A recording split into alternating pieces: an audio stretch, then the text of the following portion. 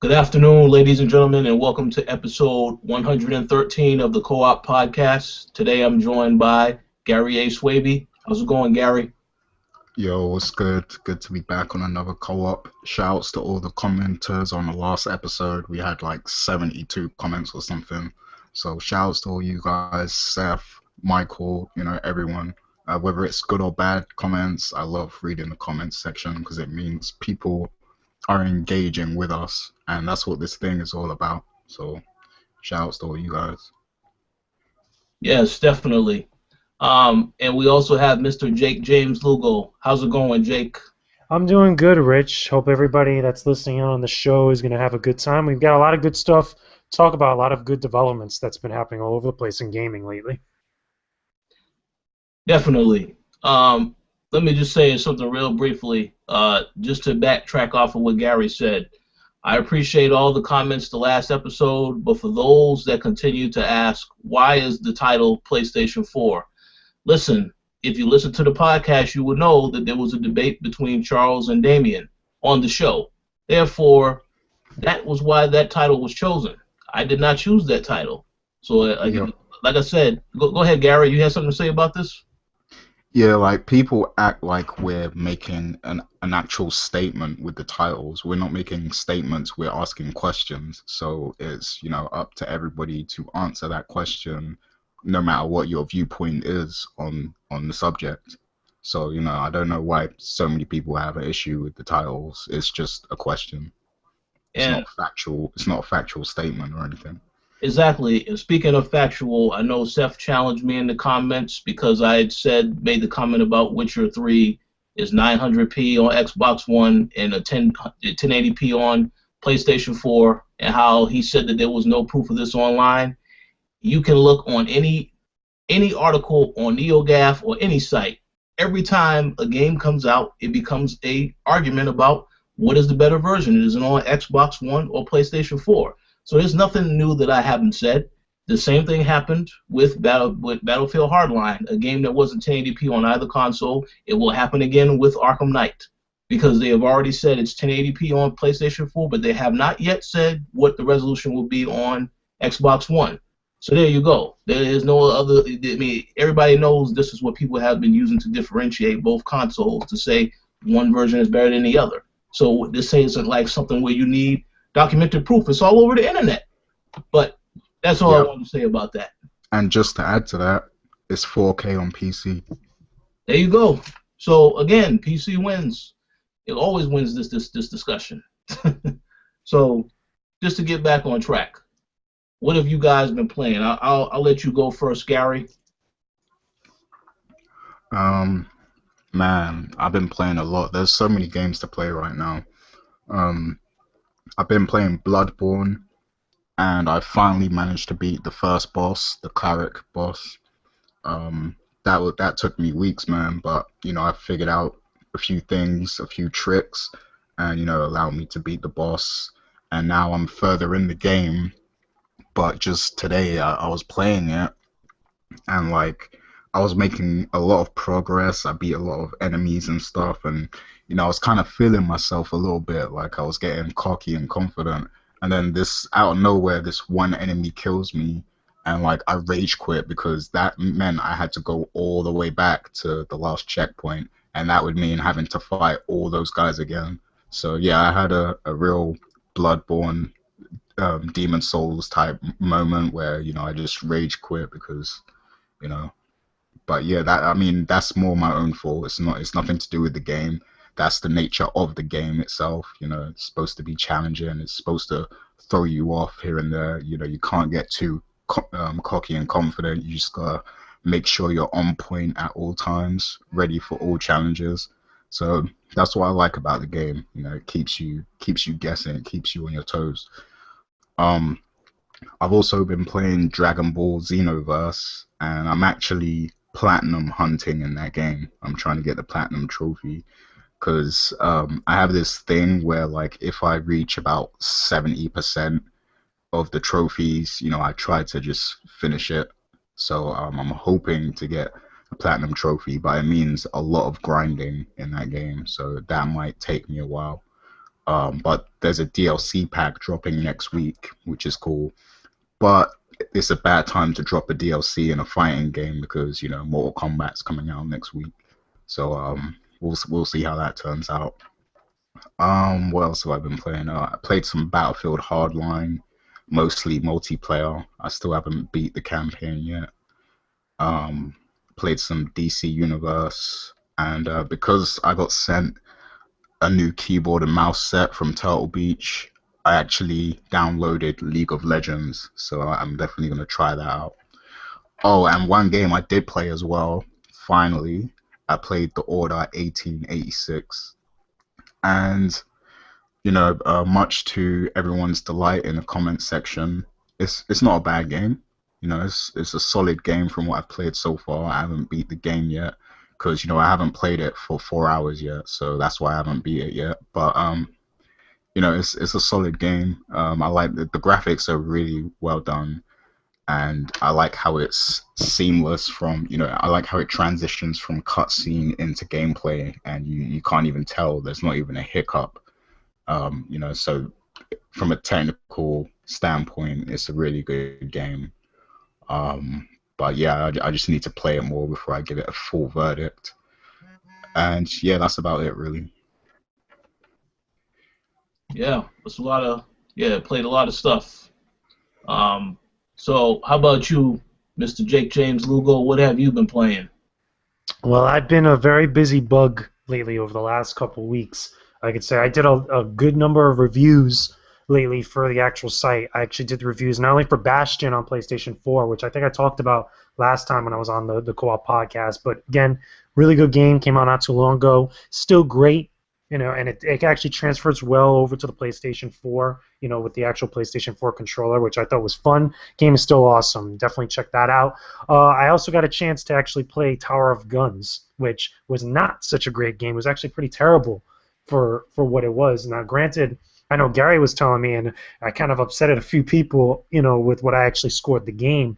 The game's been out for a little bit over a year, I want to say. It's been out on PC for a while on Steam, but it definitely didn't transfer over to the PlayStation 4. There was a lot of issues that I ran into, a lot of silly issues for a game that, granted, it's trying to replicate, some of the fun aspects of those shoot 'em up type of titles for the FPS genre from back in the mid to late 90s. Like your Duke Nukems, your Dooms, your Unreal Tournament, your Quake, and such. It has that kind of love and charm to it, which it does well, but then at the same time, it has all these other issues and problems that plagued that genre of game, or those types of games in the genre, and it just didn't transfer well. It just, again, has a lot of texture issues, has a lot of little weird stuff where the whole point is just you're going up this tower and you're trying to just, destroy these enemies and kind of like get from point A to point B as you go up the tower, defeating like these really elaborate bosses, which are just machinations and different types of machines that are just firing like waves and waves of bullets at you.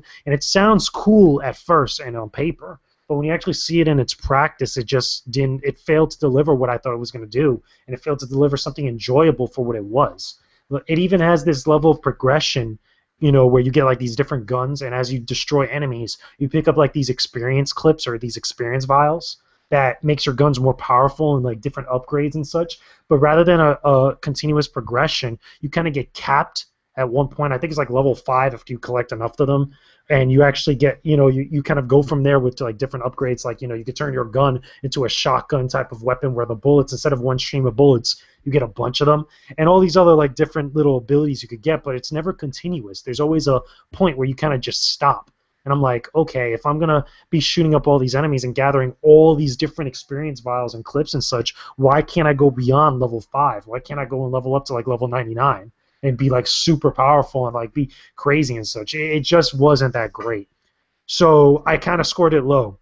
If you want to actually check out the review, check it out on thecoalition.com. It's up there now.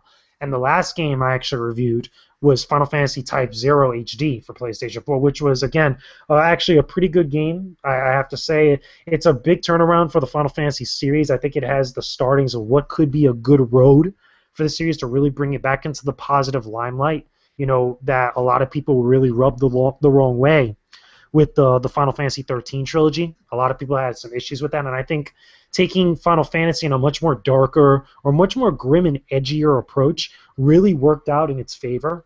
Like I said it in the review that I actually wrote it out. Again, you could check it out on the site.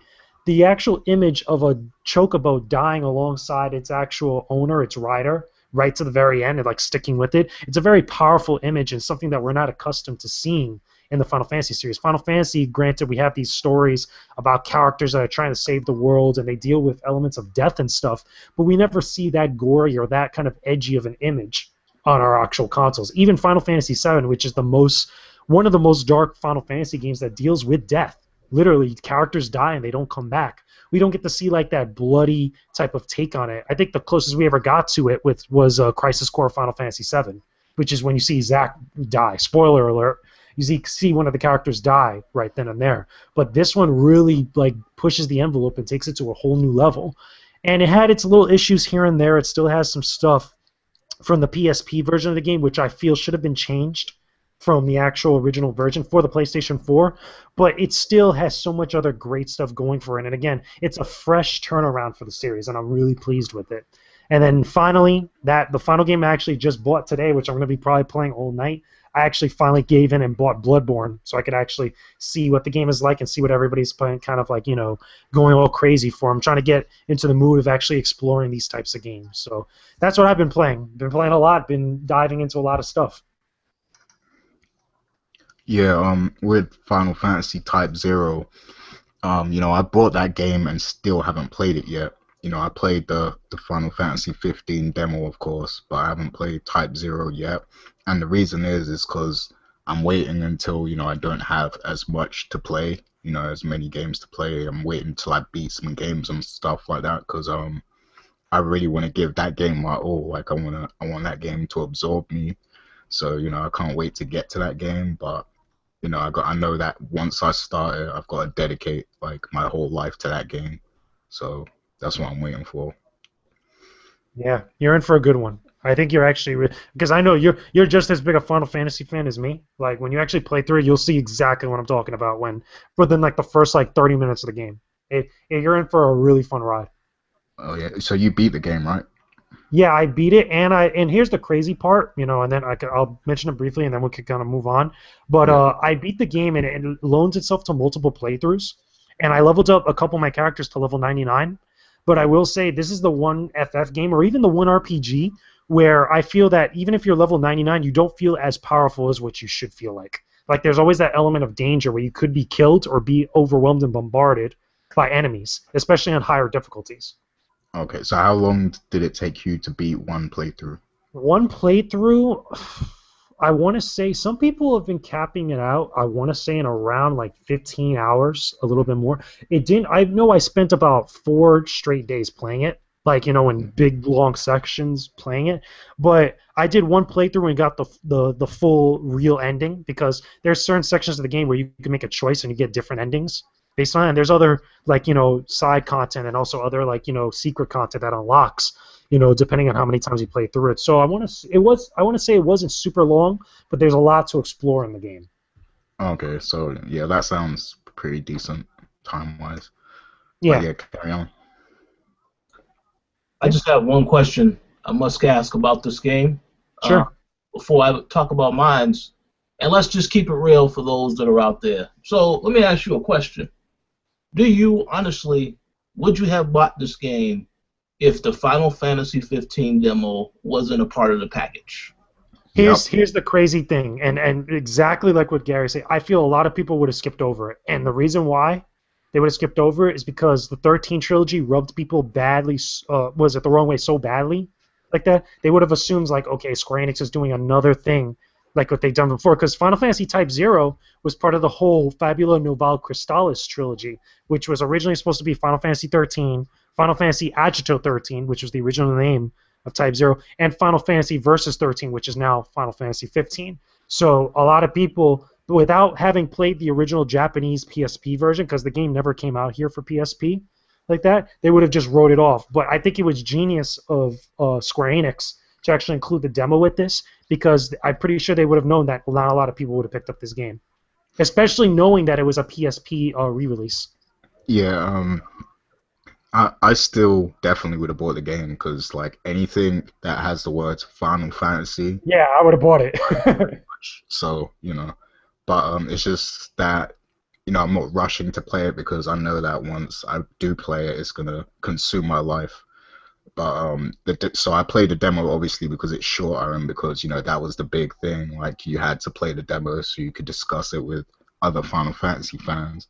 So yeah, I was excited to play the demo, but even without it, I still would have bought Type Zero. Okay, cool. And I'm actually gonna buy Final Fantasy 10 and 10-2 HD remaster Yeah, oh again yeah, on PS4, yeah. PS4. Yeah, me too. And I already That'll be have the it third time I bought it. Wait a second. Hold on. Let's backtrack a second. Why are you doing this if you already got it on PS3? Well, because I want all the versions of the game, honestly, because I like Final Fantasy X. I'm pretty sure that Gary, you probably like somewhat similar. It's just that Yeah, I love that game. that's like probably that's see, I can't decide whether I like that or Seven more, but it's one of my favorite Final Fantasy games, period. So I don't care how many times I have to buy it. I'm buying it just because it's Final Fantasy X and because it's on PS4 now, so I don't have to go back to the PS3 to play it again. I can just play it on the PS4. Yeah, exactly. And your save data crosses over because of PS Plus, like the actual cross save feature, Oh, like that, and really? it goes through your Vita. I mean, I didn't even know that. That's good. yeah, it's got a cross save feature between all the consoles. That's dope. That's interesting. Very interesting. Well, I'm gonna say something more about that later, but let me go ahead into what I've been playing. Of course, I've been playing some more Sunset Overdrive. I finished the final DLC that I actually am writing up a review for right now that you guys will see on the site momentarily. After playing this game, and really getting a feel for the whole game once again, because I also reviewed it, I definitely am working on something else about this game, about the future of the series, because there was some comments that were made recently so as to suggest what could happen beyond this game. So I do think it's one game that I think it was great to be on the Xbox One, a great exclusive they picked up. But of course, it did not sell well like so many of their other titles. And you have to worry or wonder whether or not that means there is going to be a future for this game. Well, I would hope that it is because the game is not bad. The humor may not necessarily be for everybody, but the gameplay itself is solid. And I think that definitely deserves some recognition if they are to make a sequel. But we'll see what happens. I also have been playing, surprisingly enough, I've gotten back into Call of Duty Advanced Warfare because they have the Zombies DLC out. Game is a lot of fun, still fun, and as I said before, that is the best Call of Duty campaign in quite a while, I must say, because it just was solid. The exosuit really made the experience even better. The fact that they had an excellent cast in that game, Troy Baker, and then of course you have Kevin Spacey. I mean, you cannot go wrong when you have a solid cast, and just everything about that game is pretty solid as far as the campaign is concerned. And the multiplayer is a lot of fun too. So I mean, I enjoyed that thoroughly, and definitely am writing up something for that as well that you all will also see on the site soon. Aside from that, just waiting on Mortal Kombat, of course, my game of the year, Witcher 3, and a few other games. But that pretty much concludes what I've been playing and what everybody else has been playing. So we're going to jump right into the topics. Some of these topics are a little, tidbits, and then there's some are massive things to talk about. Let's start with a little quick tidbit. Earlier this week, GamesIndustry.biz reported on Don Matrix confirming that he has left Zynga for $15 million. They asked him to leave because the company was having a lot of financial issues. They haven't really been doing very well as of late. And Mark Pincus, who was the CEO, is now the CEO once again. Now, for those of you who do not know who Don Matrix is, this is the guy who introduced us to the Xbox One. While I don't know if you want to say he is the one that was behind all of the way that the philosophy, the way they were thinking about yeah, let's make the system 500, let's make this DRM, all this other stuff. I don't know if he was behind all of that, but I do know that he made a lot of comments about Bad comments, really bad ones. negative comments about people should, you should just play on the Xbox 360, that type of stuff. So what do you guys think about this? Are you surprised that this guy is now once again leaving a company, or what? I think honestly, like, it'll be hard for this guy to get another job. I mean, granted, he's got paid millions of dollars to leave a company. That you're getting paid, but I don't know if that's necessarily something to be proud of. And it kind of sucks for Zynga like that. You know, granted, I want to know what their original idea or what their original vision was when they hired him in the first place, because according to a lot of people, because I was watching a video about this, what was it, last night actually? You know, when the news came my way, and I was just thinking to myself, I was like, wow, knowing that he did stuff, or at least, you know, stuff happened over at Microsoft, especially after some of his statements publicly, mind you, why would another company want to hire a guy like that? You know, outside of expertise and such. I mean, there has to be something up with that. I don't know what Zynga was thinking about. There could be more to this besides, you know, their financials and such, but I don't know. It just comes off a little bit weird to me and just comes off questionable. I do believe that he was actually in talks with them before he left, but then once he left, then it became official, and then that was when he was like, okay, he made that decision to jump ship. But go ahead, Gary. No, you finish. I'll go after. No. That's the only point I was making about that particular part. Okay. Yeah, it kind of smelled like an exit strategy to me, like it was. Like maybe he was planning on leaving Microsoft for a while, and you know that's why he made all those crazy comments, because he really didn't care much because he knew he was leaving the company. But you know, it seemed like it was just a way out for him. And you know, Zynga, I guess, like it's an easy company to work for, or so it seems, because you know they focus on mobile stuff, so his responsibility wouldn't be as huge as, you know, with Microsoft, and he wouldn't be in the public eye as much, because you know Zynga, I mean, we hear a lot about them, but you know they're not always reported on in the big news sites and everything. So yeah, it just seemed like a way out for him, kind of thing. And I guess with everything, that all the controversy he caused, it just made it happen real quick. You know, it made it happen sooner, because Microsoft clearly didn't want him because he was kind of lowering their stock a little bit, but with all those crazy comments and stuff. So they were like, hey, why don't you just go leave for Zynga? And, you know, just like that, it happened. But yeah, he had to have been in talks with them prior to all that happening. But yeah.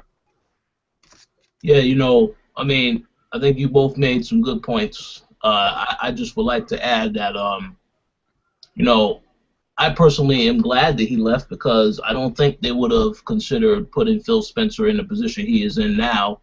And this is a guy that is also a gamer and understands what gamers want.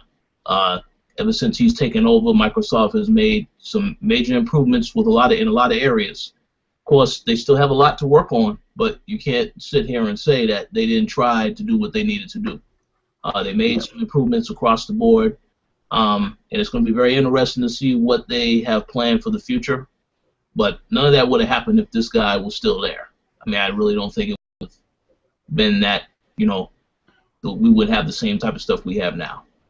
Yeah, and even though Phil Spencer is, you know, he's great at what he does, the company, like the brand Xbox, is still kind of suffering because of what Don Matrick did. So, like, he definitely left a lasting impact. Because I believe a lot of what he did is why people have been slower to adopt the Xbox One, because he did such a poor job of, you know, explaining the vision and everything. Well, you know what, but there's a lot of people that have been, you know, the stuff that they have said about Xbox in the past. This has all hurt the company, including the comments made by Mr. Deal With It himself, Adam Orb. This guy, he had that very public Twitter rant, and of course he's not working at Microsoft anymore, but that is still a reputation of people who think Microsoft is a certain way, Xbox is a certain way, and some of that stuff is not going to get repaired. I feel bad for like Phil Spencer, like being put in the position after a guy like that to have to clean that up, or to kind of get the reputation and the image and everybody's perception of their brand afterwards, because that's got to be a hell of a hard job. I mean, Yes, yes, it is. It's definitely that.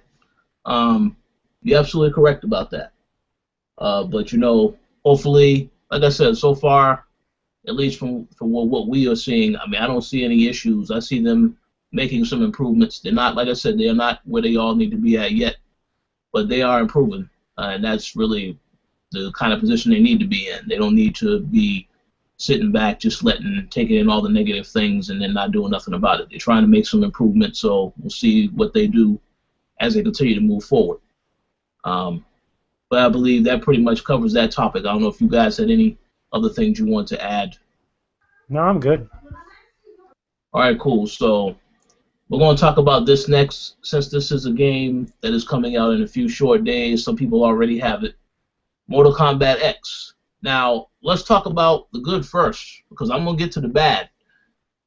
I believe that there was an announcement that those who decide not to buy the combat pack will be able to preview or play as the DLC characters in the towers. That, of course, is, from what I understand, it's a limited, there's like little limited time events they're going to have that will allow you to do this with the challenge towers. It's not going to be something where you'll have access to that character 24/7. They'll have a special time where you'll be able to play and see what that character is like. So, you have anything to add to that, Jake or Gary? Honestly, I feel like it's going to be handled the same way like Killer Instinct does with some of the free characters and the free-to-play model of that game, where like every week or so, or even every month, they'll change up some of the towers, because those towers are supposed to be dynamic. They're ever changing like that. So I bet you like 1 month you get a series of towers, and one of them you'll be able to play as like Jason for like a good amount of time. And then like from there the next month you won't see any DLC characters. It'll be like a once in a blue moon type of thing. It's a good like taste, and I think it's kind of genius for NetherRealm to do that. Some people were a little upset where they're like, "Oh, I'm paying all this money to get these characters, but then you'll just be able to play with them for free for a certain amount of time." It's like, well, I don't think it's going to be like they're always going to be available to you like that. It's not like that. I don't think NetherRealm was that stupid. Clearly, they're not that stupid the way they've been handling this game. So it sounds interesting for people that want to kind of get like a little bit of taste of like which ones they want to buy or if they should go all in on them. Yeah, exactly. I mean, it's a good way for people to preview the characters to see whether or not they are worth actually investing in. So I think that's a good idea. You have anything to add on that, Gary? Yeah, I mean, I don't have much to add to that, but I do think it's a great idea. Yeah. So, like I said, we're going to talk about the good and the bad. So now let me just get into the bad, because I have there's a major issue with the game that I have a huge problem with. Okay, they announced, or rather, it was announced by the producer a while back, suggested that the game may become region locked. Meaning that if you buy it in a certain country, you'll only be able to play against the people in that vicinity. Basically, if you buy a U.S. copy, you play against people who are only in the U.S. If you buy a European copy, you can only play against people in Europe. Now, what I understand is that when the producer made this announcement on Twitter, a lot of people went after him. They threatened to do all types of stuff, kill him. They threatened his family, and now he quit Twitter as a result of that because of the backlash.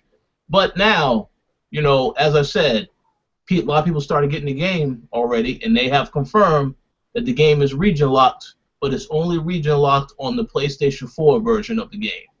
Now, let me just say this first and foremost.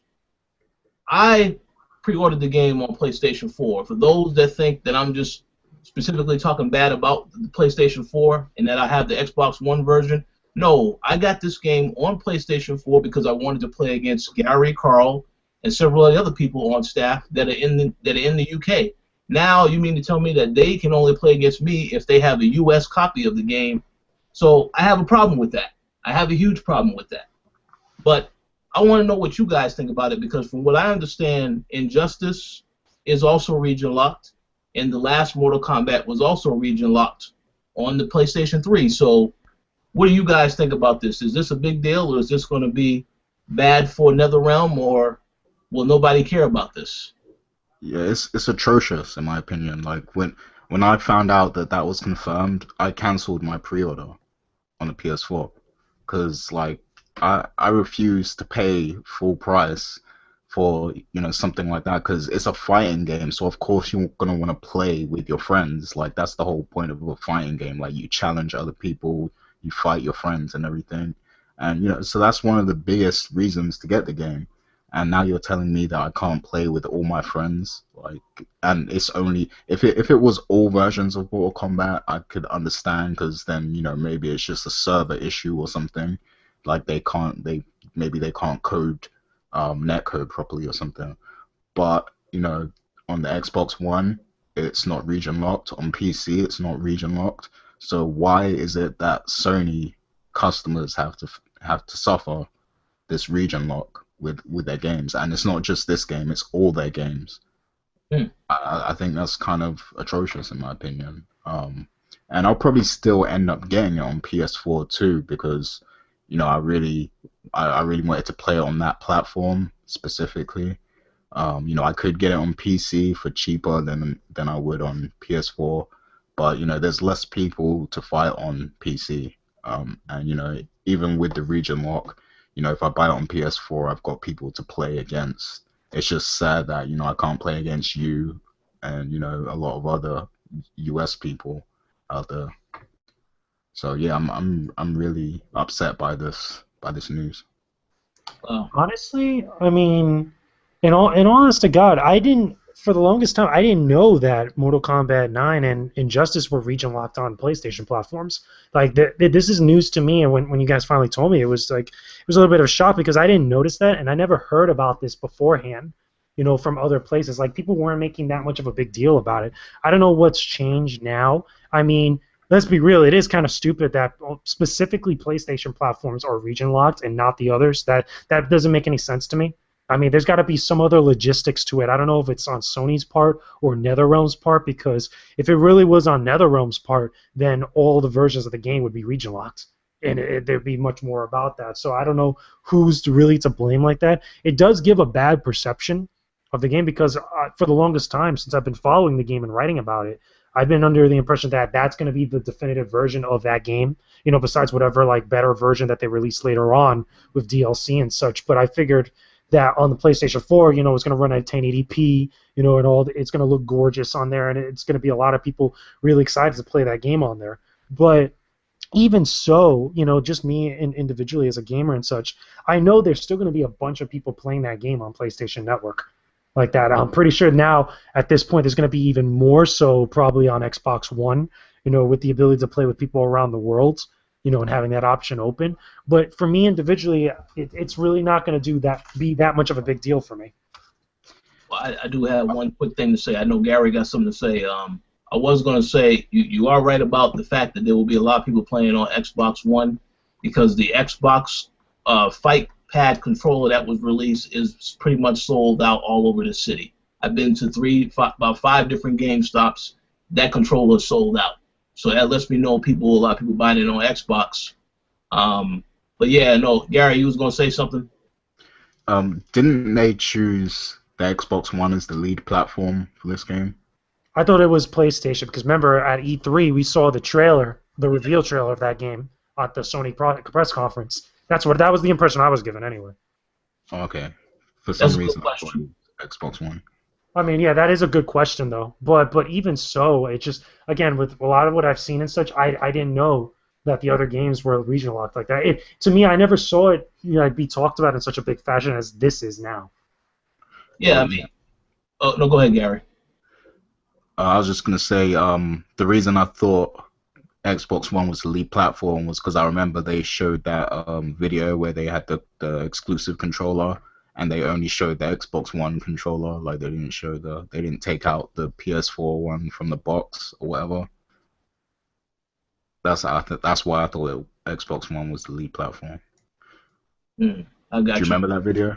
I do remember that video. I'm not sure. I do believe that JJ's point about the PlayStation event, the fact that it was at that conference, that's probably because a lot of the And games. it wasn't at the Xbox One. Keep that in mind. We didn't know about that until we saw the advertisements for it, and we saw it at the PlayStation conference. Yeah, they also show Batman there too, and then you see they got this Batman bundle that's coming out in the next couple of months when the game drops. So yeah, that's a very good point. The only last thing I would say about this topic is that yes, it is very disappointing, and the fact that this game is going to be at Evo, it has a presence where it's going to be in a lot of tournaments. It makes me question even more so. Well, why is it not? Why are you not able to play against everybody? I mean, that would make the most logical sense. But for whatever reason, I know you have to question whether or not this is NetherRealm or Sony. I don't know, so I'm not going to put the blame on either. I'm just going to say it's very disappointing, period. I really want to know the actual reason why it's region locked, because like it's ridiculous. Like, Yeah, me too. I'm just curious about it because again, it just seems weird that it specifically on PlayStation platforms it would be region locked. It doesn't make sense to me, especially if they're trying to get the game to be like so on a competitive level to be shown at like places like Evo, MLG, and stuff. Why make it region locked, and limit to your own your local area, your countries, rather than just open it up to everybody around the world? Maybe it's because maybe Sony's servers can't handle that, but if that's the case, why is it that all these other games on PlayStation platforms could do that? Well, I believe I know the answer to that question. I think that the reason it is that way is because the online may not be quite as good. I know when we played Mortal Kombat, the last game on Xbox, most of the time the matches were fine, but we also had connection issues and all types of other stuff. So yeah, the netcode sucks on the last game. Like, yeah. So yeah, I wouldn't be surprised if it's because they couldn't figure out how to code it properly. Well, hey, I don't know, but for those that please feel free to leave a comment in the comment section and tell us what you think about this. Do you think this is a big deal, or you just think it's not important at all? So we're going to move on to the next topic. Now, this is another game that is also coming out. However, this particular news, some people didn't like this news apparently, so I have to address it. The Witcher 3 Wild Hunt. I posted a trailer the other day. I've been saying, Gary has seen it too. We've been saying for a while this is going to be the game of the year, and I still believe 100% it is game of the year. No offense to Metal Gear Solid and any other game coming out this year, but that trailer does a very good job of telling you why this game is a game you want to get involved in. With that said, they announced an expansion pack that is coming out,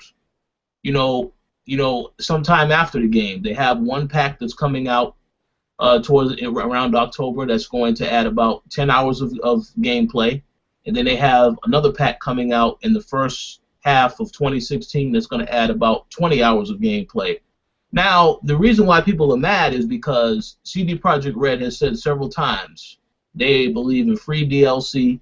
They have free DLC they're going to be giving out with this game, over 16 pieces of free DLC to be exact. But now that they have made this statement about we also have an expansion pass.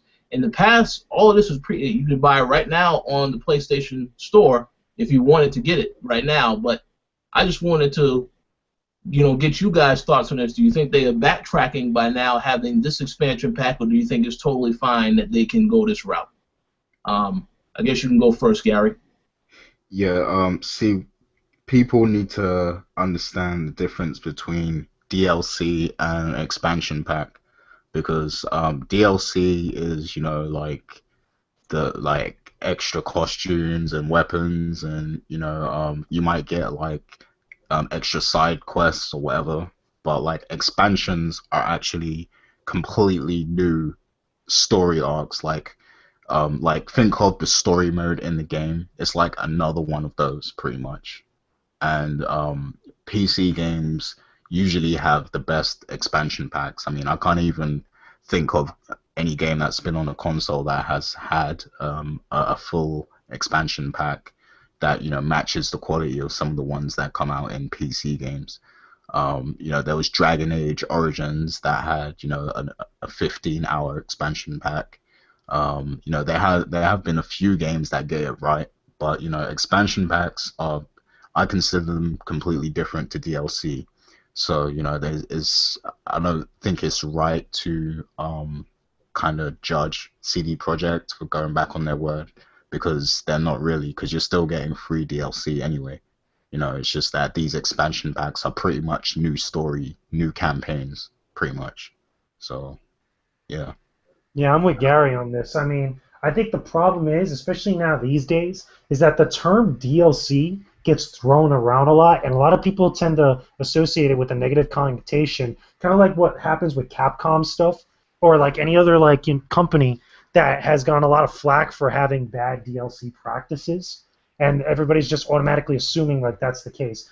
Gary is right. Like pretty much an expansion pack is like a whole buttload of like content that's brand new, that's completely different from what you're getting in the core game. The DLC aspect, and especially in PC terms or PC gaming terms and stuff, is really kind of like smaller aspects for the game that are just additional add-ons. So the free DLC is, like you said, you're probably getting new costumes, maybe new weapons, maybe different types of enemies, and maybe smaller quests, like side quests that you might actually be able to get. I don't know what they're actually detailing as far as like what that free DLC is going to entail, but like expansion pack, like Gary said, could be like whole like couple hour storylines, or just like a whole series of events that like completely change up the dynamics of the game when you actually get into it. So I think everybody's just jumping the gun a little bit. Yeah. They're not going to care anyway by the time they pick up the game, because they're going to be so engrossed in Witcher 3 when the game comes out, because everybody's expecting that game to be phenomenal. Exactly. I agree with that. The last trailer does a very good job of selling people on the game. If someone hasn't played the game, they may be interested in it after seeing that trailer. But I think you both hit it right on the head when you said about the difference between an expansion pack and DLC. When they said that it's 10 hours and 20 hours of content, to me that is I have never played any DLC that has lasted that long. So right off the bat, I say this is a massive difference. Definitely looking forward to that content. I don't know if it's something that should have been announced right now, because the game is not out yet. That probably could have waited a little while after the game was out. But I guess they just wanted to make it clear for those that want to invest in it now. One thing I did find interesting is that the CEO of the company did say that they don't want to make fans feel that they have to buy that content. They said that they should wait for reviews and then make a decision as to whether or not they want these expansion packs. But overall, I don't see an issue with it. I mean, again, there is an option in this, so it's not like you have to buy the expansion packs. But again, like JJ said, you'll probably be so engrossed with the game where you won't even want to worry about that other stuff until later anyway. By that time, it'll be out. So. Yeah, and nobody should doubt CD Projekt, because like they're one of the best companies out. Like they really don't care. Like they're just all about putting out quality games, pretty much. And all they want to do is satisfy the fans at the end of the day. They don't have any evil agendas like these other companies like EA and stuff like that, and Activision. CD Projekt, they're pretty genuine people. So. Yeah, we shouldn't doubt them, man. I agree, 100%. So, you guys have anything to add to this topic? Any last words? No, I'm good. All right. So let's go to this next one. This is a real small topic here, because the next two ones, the ones after this, are going to be bigger. But basically, Square Enix, they announced earlier this week that the Tomb Raider reboot is now the best-selling game in the series. They have sold over 8.5 million copies worldwide. Of course, we must say that this was all possible because of the fact that they re-released the game as a definitive edition on PlayStation 4 and Xbox One, and of course that was what increased the sales even more so. So, just wanted to ask you guys, what you think about this feat. Do you think this was a good deal for them to reach the status? Is it a surprise? Because to me, it's not surprising. The remaster came out a year afterwards, so therefore it's like, okay, well, of course. What do you guys think? I guess you can go first, Gary. Yeah, I'm not surprised at all. I remember when it first came out, and we got the first batch of numbers or whatever, and they said that was low. It was below their expectations and stuff. But it's good to hear that now, they've made a lot of money off of it. And of course, it's because they re-released it and stuff. And also, I think that this news kind of supports my claim that Xbox Ones are going to be flying off the shelves later this year because, people are going to want that next Tomb Raider game. Hmm. And they're gonna want it now. They're not gonna want to wait for it. So Well, I do have a response to that, but Jake, you have something to add first? Honestly, I think it's okay. I mean, it's not a huge deal like what they're probably trying to make it out to be. And you're gonna find that I think with a lot of companies doing a lot of these HD remasters or a lot of re-releases. Watch Capcom and come out do the same thing when DMC, like the numbers for that actually come out, as well as any other remasters that we might actually be getting from a few other spots. Uh, it's okay. I mean, it's cool that everybody bought Tomb Raider as much as they did because again, Tomb Raider, I thought the reboot was really good for what it was, like reinvigorating that character and kind of giving a different perspective on like what the initial image of Lara Croft was. Let's see if that transfers over to the new Tomb Raider that's going to be exclusive on Xbox One for a good long time. So let's see if a lot of all those people that bought the game are going to kind of transfer over to that. Okay, so this is what my response would be. I do agree that it is going to do well. That it can potentially do well. Well, it will do well for those that decide to pick it up on Xbox One. But I also will say this: the fact that Square Enix made it such a big deal because the game sold this well, with the remasters and everything, that fully confirms to me that you will see this game on PlayStation 4. They already said that it was a timed exclusive, but no, this will confirm that it is coming to PlayStation 4 because they want to make a certain amount of money off of this title. The fact that they were not impressed with the sales when it first came out on PS3 and Xbox 360, that pretty much speaks volumes to the fact that they have high expectations for the series, and it doesn't matter if it sells 3, 4, maybe even 4.5 million on the Xbox One. That will still not be enough for them. So they'll say, yes, let's release the definitive version on PS4 and Xbox One again, and there you go. Then we'll surpass that number. But I honestly think that the sequel is going to outsell this one. At least it has that potential to do so, depending upon, I mean, we still have to see more from the game. But I would say it has a shot of, outselling this one, but that's only after it comes to PS4 too. It's not going to outsell it all on Xbox One. We already know this. But that was what I would have to say about that particular topic. Um, any last words on this? nah, pretty much wrapped it up. Fair enough. So, okay, now let's get into two big things that happened this week, all right? I'm going to have to go with this one first because I'm a huge fan of this. But basically, Square Enix finally revealed the next Deus Ex game in the series called Human Divided. It is the cover story for Game Informer magazine.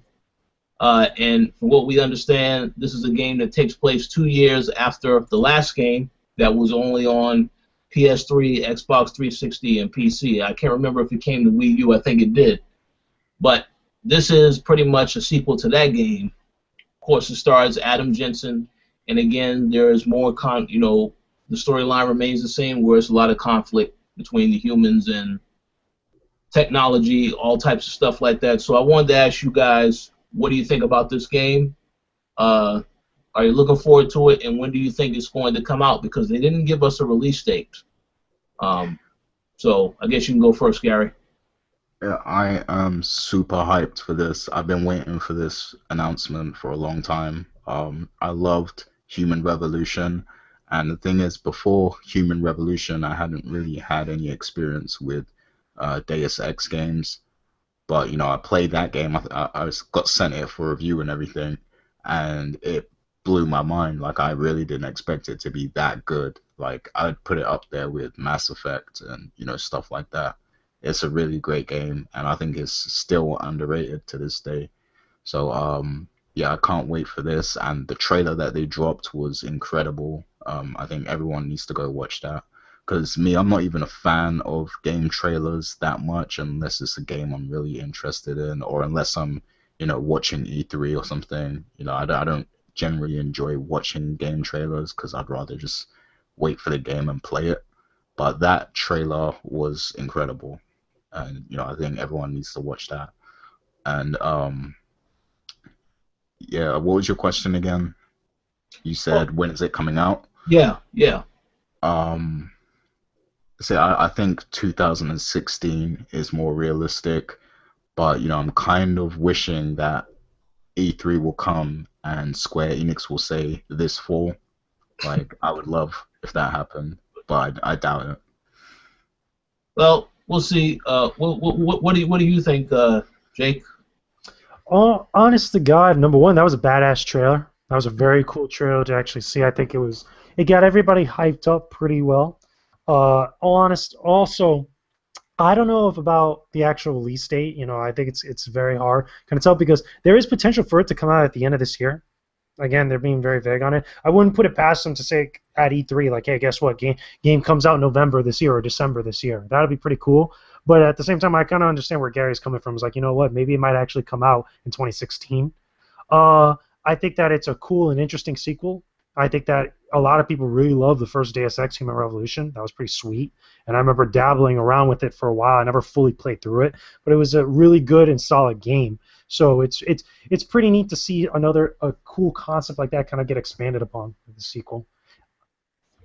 Oh yeah, no, definitely. So here's what I think about it. Yes, the trailer is awesome. No doubt about that. The game is going to be a game that everybody's going to be looking forward to.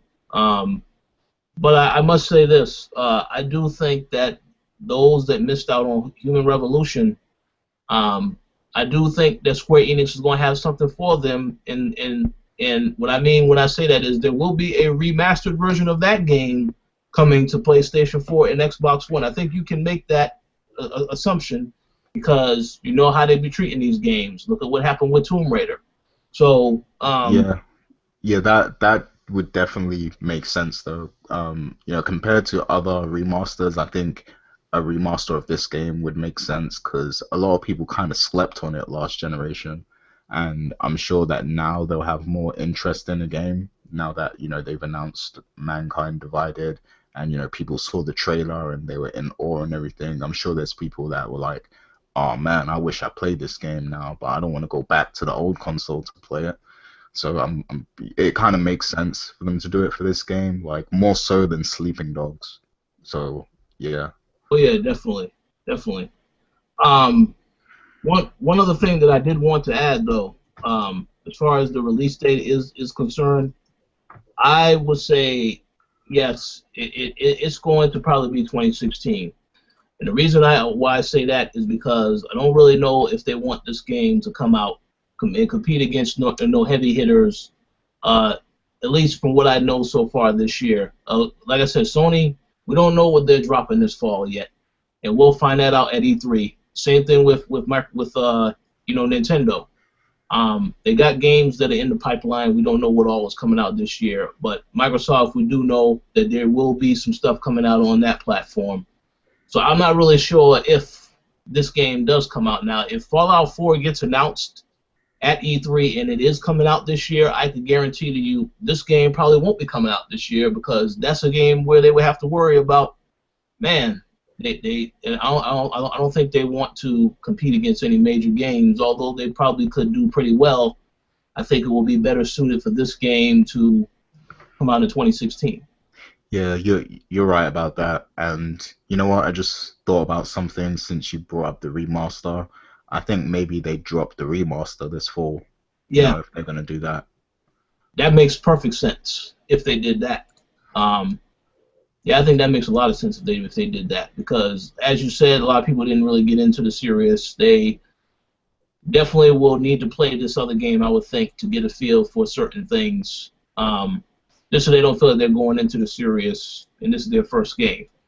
So hopefully that does happen. I must say that I played the first one, but I only played it up to a certain point and didn't finish it. So I may get this game again or remastered, but I will not buy any remastered game that I've already beaten and gone through. Same thing goes for if Mass Effect ever comes to PlayStation 4 and Xbox One, I will not buy that game again. I'm surprised that hasn't happened yet, in all honesty. Oh no, hey, That's coming. That's coming. Yeah, I have a feeling that's coming, and an Uncharted collection is coming. Well, actually, you know what? Since you brought that up, let me just jump into that very briefly. Actually, IGN reported that this week, I believe it was a French website. Yeah, that was confirmed fake. The one you're thinking of that actually showed up on this website, it said Uncharted Collection PlayStation 4. That was confirmed fake. But see, that's the thing, though. They said that the box art was fake, but did they confirm that the listing is fake as well? Or the listing was fake. The listing was just totally fake. Everything about it, because the person that actually made it up came forward and actually said it. Okay, cool. Well, let me say this, though. I still think that's going to happen. It may not happen. I mean, who knows when it's going to happen. But I believe if there is a demand for that, it's going to happen. And I believe there is a demand for it because some people, they just want that game on PlayStation 4. I think it'll be great for those who haven't played the game, but if you're somebody like me who has played the game and you don't want to be buying the same stuff over again, you may not want that. I know I personally don't want it, but I can see it happening, and I can see a lot of PlayStation 4 selling because of that. But again, we have to look at Sony's history. The fact that God of War 3 was the only game being remastered, and they have already said they're not doing any other ones, that right there makes me be like, okay, well, maybe it won't happen. I mean, I don't know.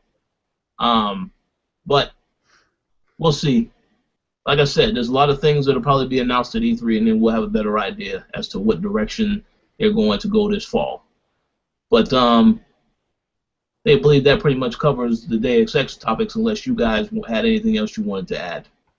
No, looking forward to it, honestly. So yeah, for those of you looking forward to Deus Ex, please feel free to let us know what you think in the comments section, whether or not you enjoyed the trailer, so on and so forth.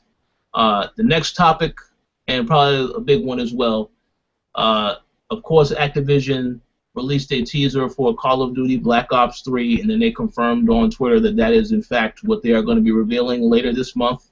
I believe they said April 24th is the date. Don't quote me if I'm wrong. It's either the 24th or the 26th. I'm not looking at the date right now. But they did say that they are going to have a reveal on that day. Now, let me say this, and Gary knows this because he's played it. I very much enjoyed Advanced Warfare because of the simple fact that the campaign was solid. Everything about that game was solid. What they have said so far of this game, again, it is going to be in the future. It's going to be a lot darker, and the Exosuit returns as well.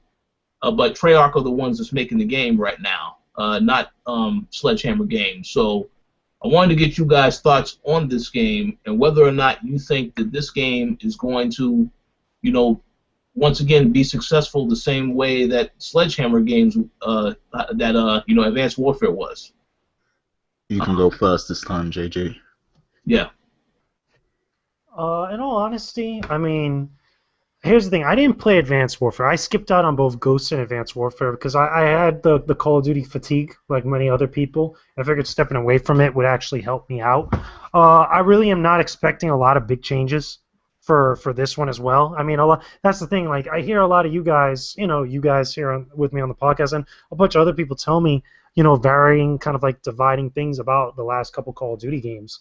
And it pretty much, all I'm expecting is pretty much run-of-the-mill, same stuff of what they've been doing for the last couple of years. I mean, I really don't know what to say. I mean, it's cool that it's coming out. I think it was cool. The marketing campaign and the way that it was kind of like slyly kind of like trickled out in like that whole kind of was it the Snapchat thing that they actually put in Black Ops 2? I thought that was very clever. That was actually very cool, and it's something that got everybody really excited with it before the official kind of like confirmation reveal about it. So that I think was smart. But as far as anything else about the Call of Duty series right now, I got nothing. So yeah, how about you, Gary? Yeah, I really enjoyed the Black Ops games, the previous ones. So it's cool that they're coming out with a Black Ops 3. But as far as Call of Duty goes, I'm just like my interest has just kind of plummeted a little bit. Like Advanced Warfare was great. It was a very solid Call of Duty. It was the Call of Duty they needed because, you know, Ghost was horrible. So they really needed Advanced Warfare, and it was a really fun game. But even though it was a really fun game, you know, I only spent like a month max playing it. And, you know, after that, my interest was just kind of gone in the game.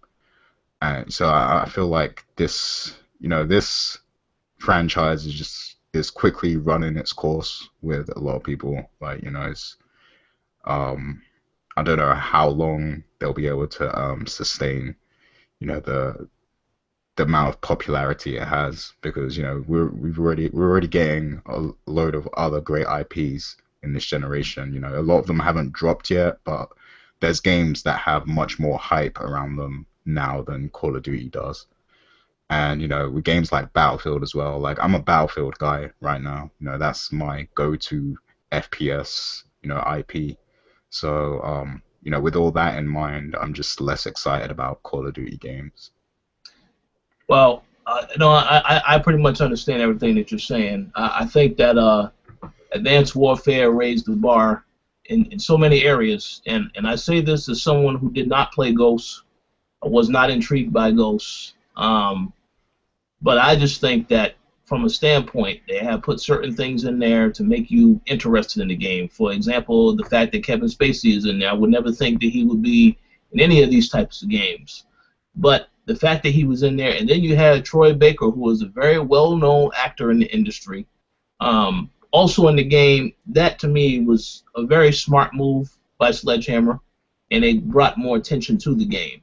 With that said, I'm not really sure what Treyarch has up their sleeve. I do know that I could see how you would be fatigued by the series because, I believe anybody would get fatigued if they don't see any innovation with any of the stuff that they're doing. You know, the technology stuff is cool, but we need to see them take it beyond and do other things and try other risks. So, not really sure what to think of this particular game just yet. Hopefully, the reveal will, you know, enlighten me a little bit further and let me know whether or not it's something worth checking out. But I am a bit intrigued to see what exactly they have planned, because I know Black Ops was a great series. So we'll see about that. But just to stay on the topic of Activision now, you do know that there is a game that's going to be announced next week. By the time this show gets posted, that announcement will probably be happening as well. So do you guys have any idea what that game is? I know we got invited to the event. I believe that Tony and Anthony Nash are going to this event in New York City. But what do you guys think it is? I think it's Tony Hawk's. I wouldn't be surprised. I might be with Gary, or it could be Guitar Hero. Who knows? Here's the thing. That thing, I saw that actual little publicity thing that they sent for the invites. To me, it looks like Guitar Hero, especially with the announcement of, like, you know, what was it, Amplitude, as well as also Rock Band possibly coming back as well. That seems a little sneaky to me. So who knows? Maybe they might actually take the dive and actually re-emerge with Guitar Hero. You know, based off of the flyer I saw, it looks like a flyer that you would see for a concert, and that was why I said exactly. Or an album cover. That's what it looked like to me. Okay, well, I didn't see that, so I guess I gotta look at that. But here's the thing, though. There have been, like, some talk about bringing Tony Hawk back. So, I mean, it could be anything at this point, but if I was a betting man, I would put my money on Guitar Hero with that. Oh, no, I know what you're talking about, too, because I saw the images that came out from this event that had Tony Hawk 5 plastered on the screen. So, yeah. But again, yeah, for it to be Guitar Hero, that would be a huge deal because, yeah, as you said, Rock Band is already confirmed. We know that that's coming back. So I would think if they are going to make this a massive event where they sent invites out to everybody to come to this event, it's in different cities, it has to be Guitar Hero. Not to say nothing bad about Tony Hawk, but, man, Guitar Hero is a bigger deal, I would think.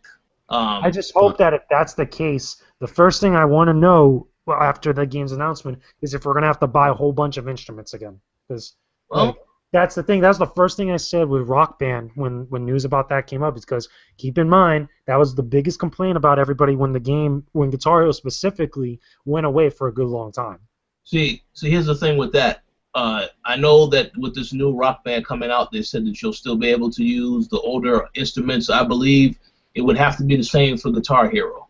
But I don't know for sure, because I do believe they are going to have some stuff that you also may want to buy too.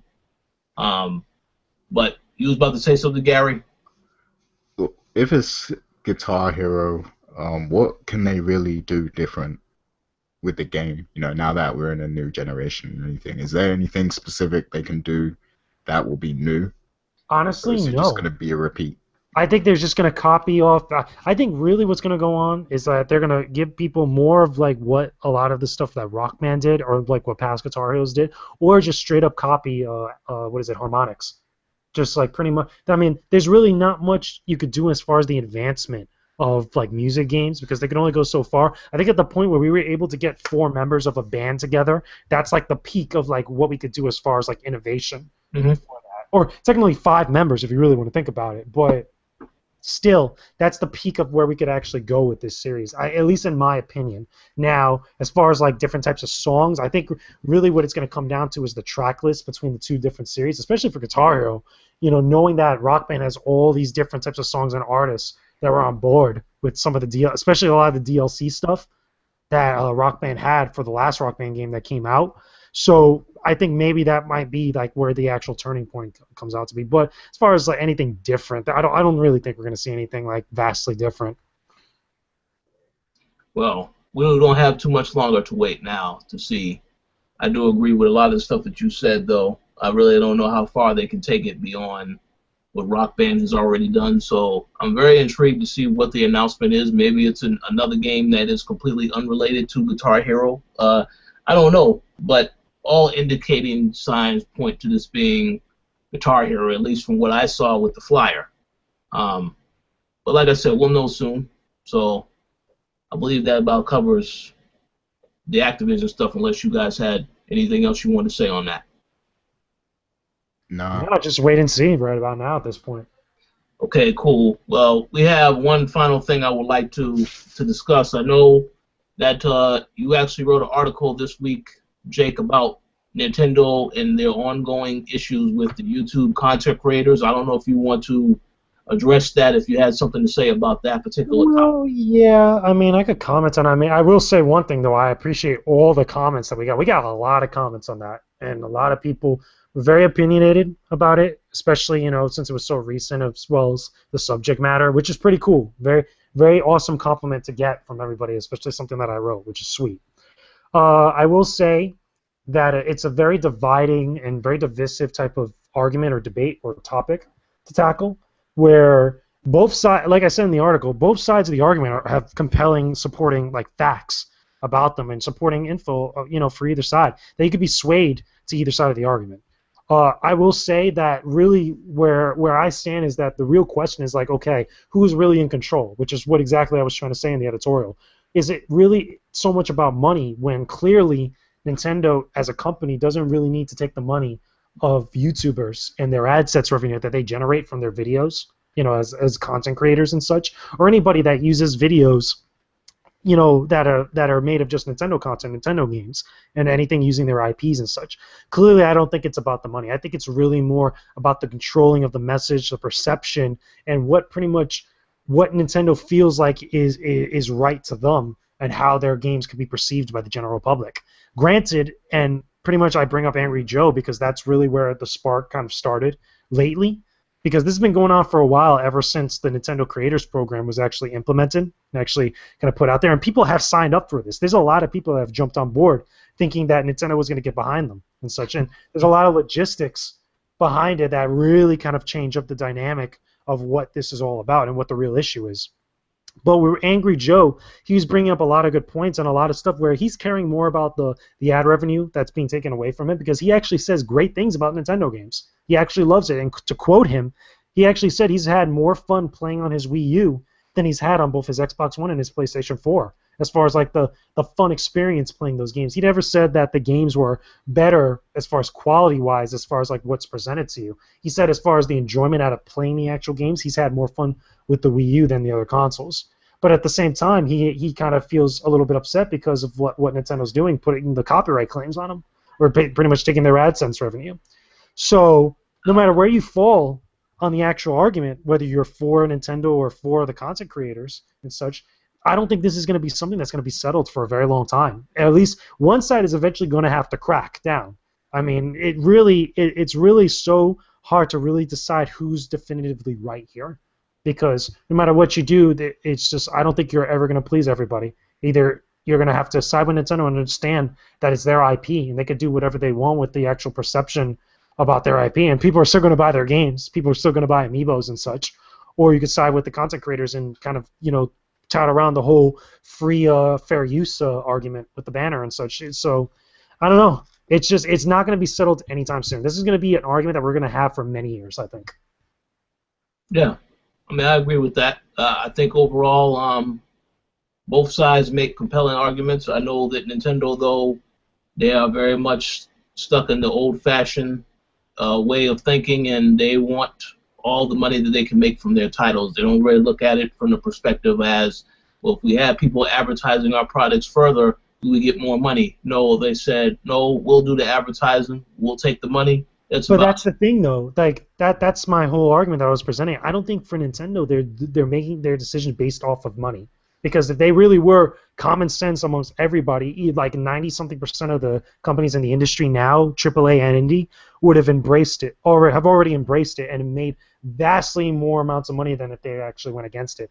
There would not be games like Minecraft or Five Nights at Freddy's, and I would argue even Destiny, because the way that Activision has handled that game, in both on Twitch streams as well as on YouTube and such, those games would not be as big as they are now had they actually not embrace the culture, which is online streaming, let's plays, and such.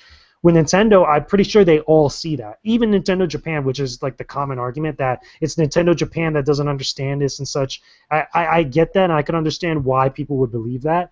But I'm pretty sure Nintendo's been in the business for a very long time, longer than pretty much all these companies have existed in the industry for a while. Nintendo goes back to the late 1800s, which is insane when you think about it. Okay, they celebrated their 125th birthday not too long ago, but really, I think for them it's all about control. I think Nintendo wants to have the final say on their games and wants to control the messaging, wants to control the actual perception and how their games are actually put in the limelight. They don't. I think it's for Nintendo. They don't want to be at the mercy or beholden to the consumers in a way where they're the ones that are actually dictating the success of the company. I think Nintendo wants to be of the position where their decisions are their actual decision, their final decisions of what they deem this respectable and fine for their IPs is the dictating point of like what determines the success of the company. Because granted, like I said before, like what Angry Joe said, everybody is screaming at Nintendo now, but you do not see any amiibo sales like dying out anytime soon. You don't see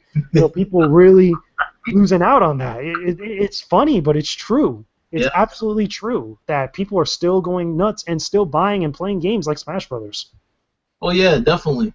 Well, hey, what you said is a very good point. Well, that's on them to do whatever they want to do, I guess. I don't know. What do you have to say about it, Gary? If any thoughts? Well, me, I side with the content creators on this whole argument. I mean, I can see Nintendo's point of view, but I don't necessarily agree with it. I think that people on YouTube, they have the right to, discuss their content and show footage of it if they please. If it's their personal gameplay and they want to talk over it or commentate on it or whatever. They should be free to do that without, Nintendo stepping in to take a cut of their profits or whatever. So, yeah, I mean, I just don't see why Nintendo should get special treatment. And I think that, if this does work out in Nintendo's favor, we're going to see a lot more companies do this, and it could potentially bring down, the quality of YouTube content creators. So. That is exactly what I do not want to see happen, what you just said, because that can happen. But also, as far as the content creators are concerned, what people should take into account. Some of these content creators, they have a huge following. A lot of people look at their videos, they like the personality, and 9 times out of 10, they like the personality, and they see somebody playing a game. Well, they will be more inclined to check out a game that they wouldn't have otherwise, but they will because the people they like are also playing it. So you would think that that would be another reason as to why it's not a bad idea for the content creators to have involvement with this content, because Nintendo will put out videos, they will put out all types of coverage of their games, but they're not going to cover all aspects of the game. You're not going to see them putting out walkthrough videos of how to do certain things in a game like that, which is why this is where the content creators come in, because, hey, I'm telling you, they can help out with that in those regards. I know many times if I ever get stuck trying to get an achievement or a trophy, I will look at a video, I'm not ashamed to say that, and I will get the information as to how to do something. So other people do find value in that type of stuff. So it is a very, very touchy subject to bring about, but I guess we'll ultimately see which direction Nintendo decides to go with. If they decide to not have any type of involvement with the content creators to this degree, they always taking their cut, or if they decide to take a larger cut in the future. I mean, who knows what they're going to decide. Well, here's the thing. With the Nintendo Creators Program, as much as people criticize it, at least, not only legally Nintendo is in the right, even though a lot of people, including myself, kind of disagree with it. I think it's a little bit petty to kind of pick at that stuff.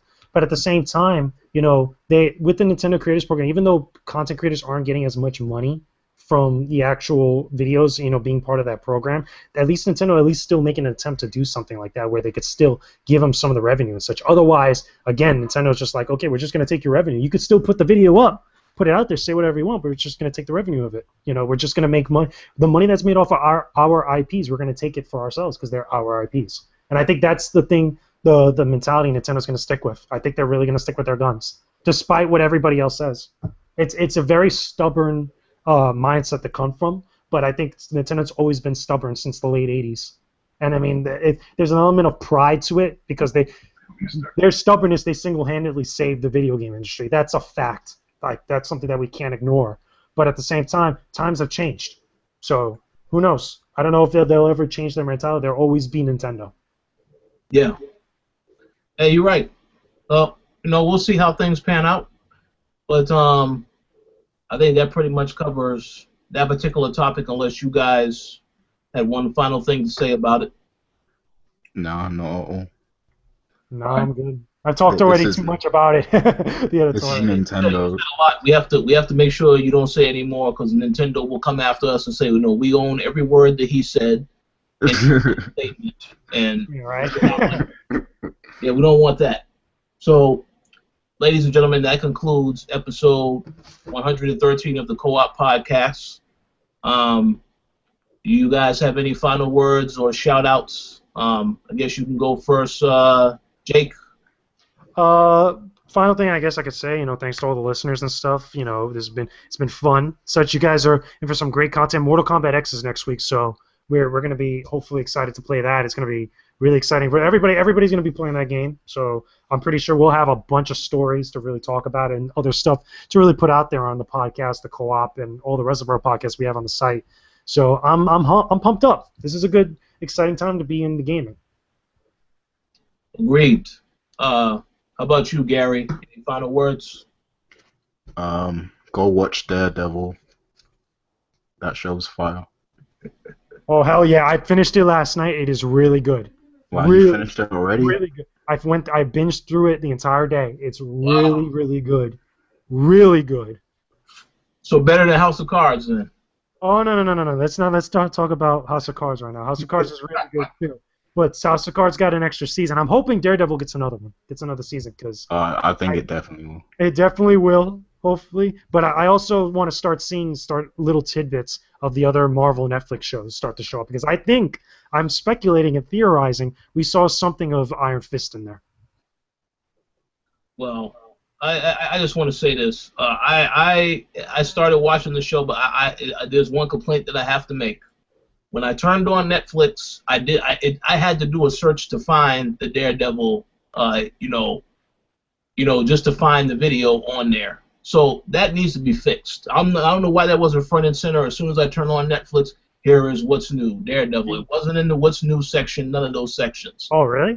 Wow, that's how I found it. when I So first saw it. maybe it's an issue with the update that needs to happen on the Xbox, because I didn't see it in there until I did a search for it. But yeah, what I've seen so far is great. I'm very early in the show though, so I'm not like you guys. I didn't binge through that whole thing, but I did binge through House of Cards. So I'm gonna make some time to binge through that for probably the rest of the weekend. We'll see. Yeah, I'm trying not to get through it too fast because I'm really enjoying it, and I just wanna. Sometimes I need my moments to think and reflect on what's happened in the show and stuff. So I'm trying not to rush through it. I But can I picture will Gary say, just sitting there with a glass of wine thinking about one of the episodes. So funny. yeah, that's me right there. But instead of wine, it's a cup of tea right now. So yeah. One thing I will say though is that this show makes me want a Punisher TV show in the same Oh, kind hell of style. yeah.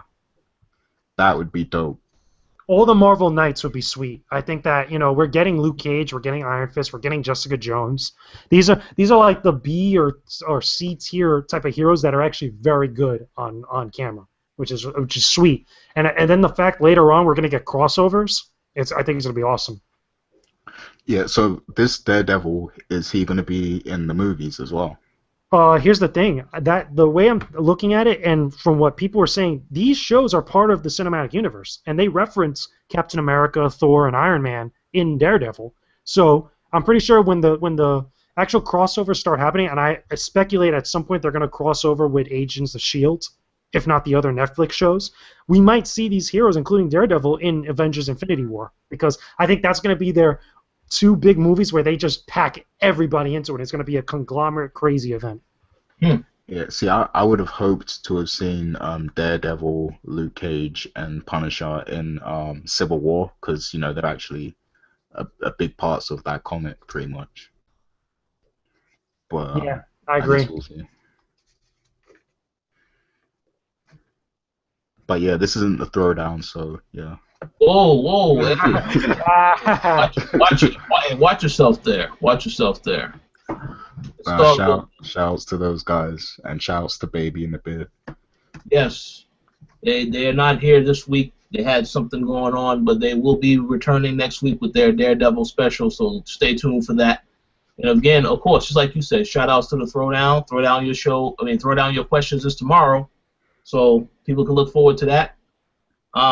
I wanted to take time out to thank the fans that continue to support the website, continue to listen to the podcasts, watch the video casts, leave comments. We appreciate each and every one of you guys, and we will continue doing this as long as you guys continue to support us.